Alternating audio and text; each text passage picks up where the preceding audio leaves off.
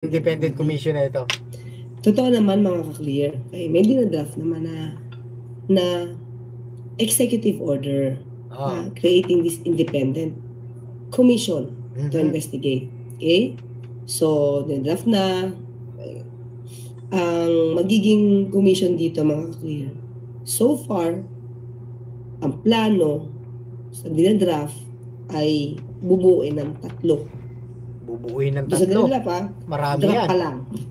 So, pwedeng dinadraft siya 3 at isang chairperson at 2 members. Okay?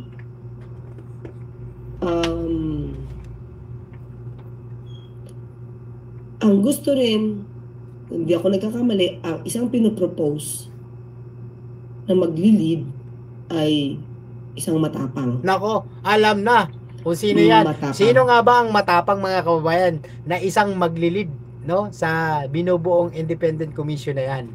Sino nga ba ang pinakamatapang? O, alam nyo na kung sino yan mga kababayan ko. Yo, tuloy natin.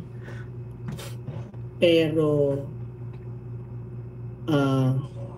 ang gusto maging member, sinabi naman ni dating Pangulo Duterte, ni PBBM, sinabi naman niya na parang gusto niya may lawyer. Nako. May justice. Nako. Diba? Kaya ito. So yun kaya, hello sa inyo, magandang hapon. Yun kaya ang maaaring mag-lead, magpapahanap ba si Pangulong Marcos Jr. ng matapang lawyer na justice? Siyempre, dapat former, hindi incumbent, di ba? Investigador. Pero ayaw niya nang nasa politika. So, may naiisip ba kayo? Kasi, tingin ko, ang kukunin ni Pangulo, feel ko lang mga kaknila, yung hindi namumulitika. Yes. Hindi, parang, alam mo yun, hindi gagamitin ang independent commission para sa politika. Kasi gusto niya independent nga. Para fair. Diba? Independent. So, bigyan nyo nga ako mga clear. Bigyan nyo nga ako ng idea. So, ano ba magiging duties and functions ng commission? Of course, magpakondak na. Magsasagawa ng hearing. Kukuha ng testimonya. Tatanggap. Mag-gather. Diba? Re-reviewin niyo lahat ng mga dokumento. Lahat ng testimony. Diba? So, sino ang matapang na pwedeng mag-lead sa independent commission ni PBBM? Mga kababayan, hulaan nyo na. Sino nga ba ang matapang na maglilid sa independent commission na yan? No?